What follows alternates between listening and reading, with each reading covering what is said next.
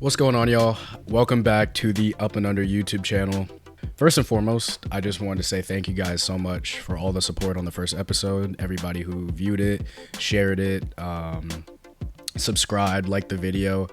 From the bottom of my heart, thank you so much. You have no idea how much that means to me. And I just want to keep growing. I just want to keep growing and getting better with each video. So I appreciate all the love and support. I love y'all. Thank you to all 5 of my subscribers. Y'all mean the world to me. Today, I kind of wanted to talk a little bit about like what I said in the first intro video. We're going to be talking about some games from the Paris Olympics that have been going on. France versus Brazil, Canada versus Greece, and then the US versus Serbia. First, I wanted to talk about France versus Brazil. I believe that this was the first game of the Olympics. Right off the bat, overall, this was a really sloppy game from both teams. France ended up with 19 turnovers in the end, and Brazil ended up with 20. No one could really take care of the basketball and get like quality possessions or looks. But I thought Brazil came out really aggressive in the first quarter. They just really like came at France, Wembanyama, Rudy Gobert in the paint. They were attacking them. They made them feel really uncomfortable, and it was hard for them to get in a rhythm. They jumped out to a really early lead, just being aggressive. They started off by just hustling and making sure that nobody really got comfortable. And they were sending traps and double teams every time Wembanyama touches the ball. I mean, I don't really blame him. The dude is 7'6", so yeah, I'd kind of be doubling and tripling every time he even looked or tried to sniff at the ball. Overall, Wembanyama looked really timid in the first quarter, and I think that this is going to be a problem for France. This is a problem I've been noticing with him even during his rookie year over the season, is that he's not aggressive on offense, and he really doesn't look to take advantage of his size.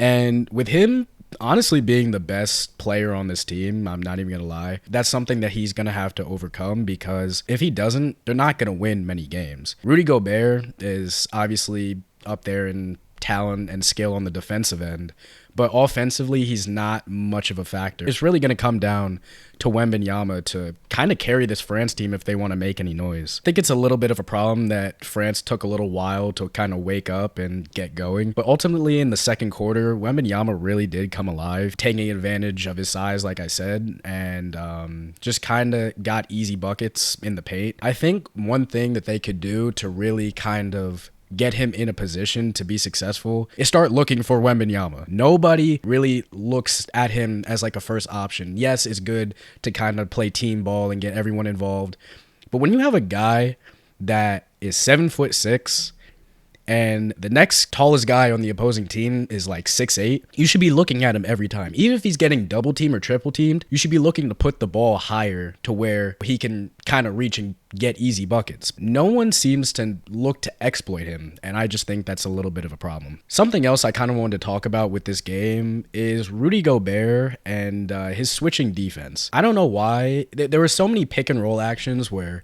Rudy Gobert would switch onto the perimeter. Whenever he does that, he always ends up getting cooked. Rudy Gobert is not somebody who should be looking to guard outside of the paint. We've seen in the past with players like Luka and Curry and everybody else, when Rudy Gobert gets switched onto the perimeter, it's barbecue chicken. He's not sticking with many people he's switching on to, and he kept continuously kind of switching, and I didn't really like that. So I think that's something that they need to kind of fix and look to go over screen a lot more and stay with your man, because that's just easy points for the other team. If you get Rudy Gobert onto the perimeter on a guard or wing, you know, it's not the most ideal defensively. Ultimately, France started to get rolling a little bit. Wembanyama started to, you know, play really well. In this game, Wemby finished with 19 points, 9 rebounds, 3 blocks, and 4 steals. I think he had a really good game. Just for his like first Olympics, I think it was a pretty solid game, and I think he came around in the second quarter. That's when he kind of brought France back. Brazil jumped out to an early lead,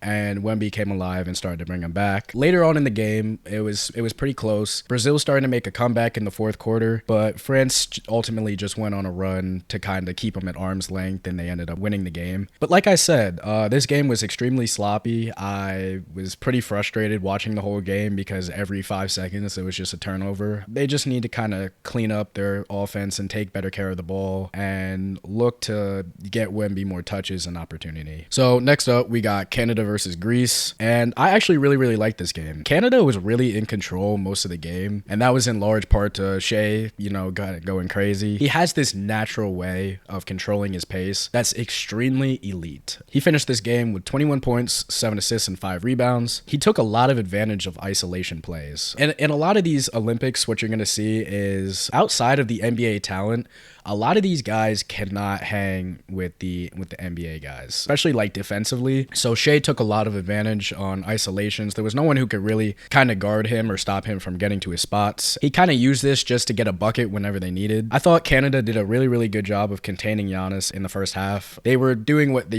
usually do when guarding Giannis, and that's doubling and building a wall. Greece ended up going on several runs to kind of close the gap, but they never ended up taking the lead. I don't think they led once this game. They brought it to about 2 with a minute left, and this is where Giannis was extremely dominant the entire second half. He finished the game with 34 points, 5 rebounds, and 2 assists. He ended up looking like the MVP we all know in like the second half and stuff.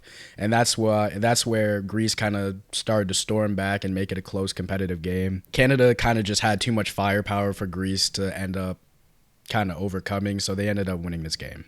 Last but not least, we got the U.S. versus Serbia. Serbia jumped out on the U.S. to a 10-2 lead. They started off kind of sluggish. They end up coming back pretty quickly because KD just decided not to miss in the whole first half. He had a perfect half. He scored 21 points, 8 of 8 from the field, and 5 of 5 from 3, which is one of the most legendary halves I've ever seen out of him. They just started to really find a rhythm. Jokic was pretty good early to put Serbia up. He had 20 points, 8 assists, and 5 rebounds. And LeBron was just efficiently coasting like the whole game. He had 21 points, 9 assists, and 5 rebounds. The U.S. really ended up dominating this game. It wasn't that close, but I thought that they were extremely lazy on defense. They weren't rebounding. They weren't boxing out. There were too many lazy lapses and things that were kind of keeping Serbia around. I think this is something that you can't really have when you have so many elite and defense-oriented players on this U.S. team for this type of stuff to be happening. When you have Anthony Davis, Drew Holiday, Derek White, Bam Adebayo, and Anthony Edwards on your team, you shouldn't really, be having as many defensive lapses as I saw the U.S. have. I think that the world is catching up in the game of basketball. They're getting a lot better. Countries are getting better and stuff like that. And I think that if the U.S. underestimates the rest of the competition, they're gonna lose. They have a lot of pressure on them to win. And I think that they're the heavy favorites to win. But I think that they will end up losing if they don't take a lot of these teams seriously. Serbia was able to kind of stay around in the first half because they were taking advantage of the U.S.'s mistakes. And don't get me wrong, like the U.S.'s offense was elite the entire game. But you can't really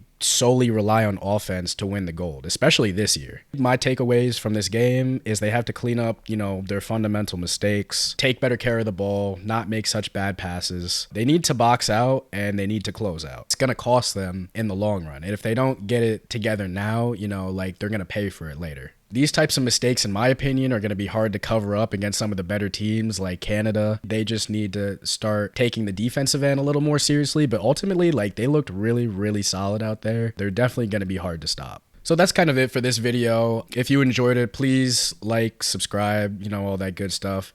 Follow me on all the socials and stuff like that. And I'm going to look to keep making content for you guys. So thank you so much for all your support again. I'm out. Peace and love.